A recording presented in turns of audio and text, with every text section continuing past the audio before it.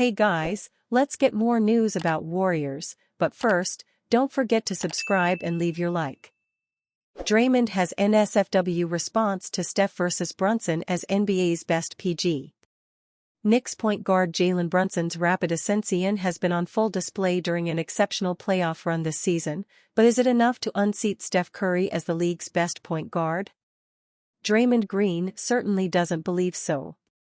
During an episode of The Draymond Green Show, the Warriors star took questions from fans, with one asking if Brunson's elite playoff performances have vaulted him to the top of the NBA's point guard hierarchy, to which Green swiftly offered a NSFW response in defense of his future Hall of Fame teammate Curry. Fuck no. Steph Curry is in the NBA, are you crazy? Green promptly replied. What? Come on, no. That's ridiculous. Steph Curry is still in the NBA, he's still great. Come on. Stop it, what? Brunson is averaging an eye-popping 36.5 points per game in 8 playoff appearances for the Knicks this season, including a streak of 4 consecutive 40-point games in the postseason. The 27-year-old has been beyond impressive as the leader of a scrappy New York team that currently holds a 2-0 series lead over the Indiana Pacers after dispatching the Philadelphia 76ers in 6 games in the first round of the Eastern Conference playoffs. However gaudy as Brunson's numbers might be, there still is a massive gulf between his career accolades and the lengthy resume Curry has accumulated, which includes 4 NBA titles, 2 league MVP awards, 9 All-NBA selections and 10 All-Star nods. The 36-year-old also won the 2024 NBA Clutch Player of the Year award this season. What Brunson and the Knicks are doing during the 2023-24 NBA playoffs is inspiring, but don't get it twisted, Curry still remains the gold standard at the point guard position.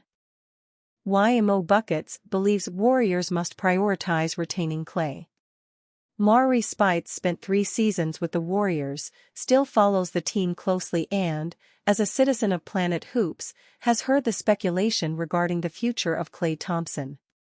Will Thompson, who will become an unrestricted free agent on June 30, re-sign with Golden State, which drafted him in 2011? Or will he take his talents elsewhere, with the Orlando Magic expected to be among the teams in pursuit? Spites is fond of both teams. He grew up in Florida, following the Magic, and finished his NBA career in Orlando, but hopes his former Golden State teammate stays in place. He belongs with them, Spites said on Dubs Talk. Yeah, 100%. Spites laid out his reasons, which are in sync with components of Golden State's recruiting pitch to retain their core of Stephen Curry, Draymond Green and Thompson. Keeping Thompson is very important because of the foundation those guys have set, Spites said. And the people out there love him. But when it comes to basketball, Klay is a big-time basketball junkie. Coming off the bench is probably tough on him because of who he is. He wants to be out there helping his team win. Initially unenthusiastic about being moved to the 6th-man role in February, Thompson eventually seemed to accept it as part of a career adjustment. His ability remains high but clearly is compromised by severe injuries, a torn left ACL sustained in the NBA Finals in June 2019, followed 18 months later by a ruptured Achilles tendon. Thompson spent the last 3 weeks of the season in the starting lineup, but coach Steve Kerr indicated in his postseason news conference that should Thompson re-sign, he likely would be penciled in as Golden State's 6th man. During his postseason news conference, Thompson spoke glowingly about his time with the Warriors but gave no indication of his plans. That's going to be a very weird situation out there when free agency comes, Spites said. Because I know it's a lot of teams that love him and want him. But being there, and he's comfortable there, and he knows that franchise. I feel like they should do whatever it takes to keep him. And yet, the man nicknamed MO Buckets fully understands why a talented young squad like Orlando, with a solid defense but deep shooting deficiencies, would be interested in a veteran sniper like Thompson. Thompson and Curry are the only players to make more than 253 pointers in each of the last 2 seasons. He'd definitely make their team way better, make their franchise better, because Klay is elite, Spites said. He's an elite basketball player, he's elite IQ-wise, and he's an elite shooter. And they need an elite shooter over there with the Magic. So, if he did leave the Warriors, that definitely would be a team that could really help him. And he could really help them. Proposed NBA trade has Warriors go all in with $114 million Hawks star. There are plenty of rumors swirling about what moves the Golden State Warriors will make this offseason. Golden State could hit the reset button as Klay Thompson enters free agency, and Draymond Green is coming off another volatile season. The Warriors could also look to make one last push around Thompson, Green, and Steph Curry. Bleacher Report's Greg Swartz put together 5 trade proposals for teams looking to go all in next season. One of the proposed deals has the Warriors landing Atlanta Hawks star guard Dejounte Murray. Like the Warriors, the Hawks have plenty of rumors about whether the team will split up Murray and Trae Young. The trade pitch has Golden State sending Jonathan Kuminga, Moses Moody, Gary Payton II, and a 2025 first-round pick, unprotected, to Atlanta.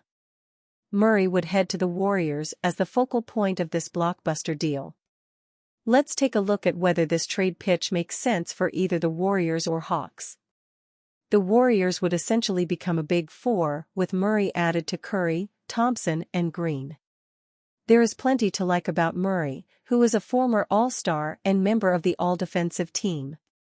Murray averaged a career-high 22.5 points, 6.4 assists, 5.3 rebounds and 1.4 steals per contest, while shooting 36.3% from long range in 78 starts this season. As for the price tag, Murray is about to begin a 4-year, $114 million contract that is slated to run through the 2027-28 season. Murray's cap hit for next season is $25.4 million. All this is more than reasonable for a point guard who continues to produce. Murray's fit alongside Curry is likely a little more clean than it has been in Atlanta next to Young. Both Hawks stars need the ball in their hands to shine.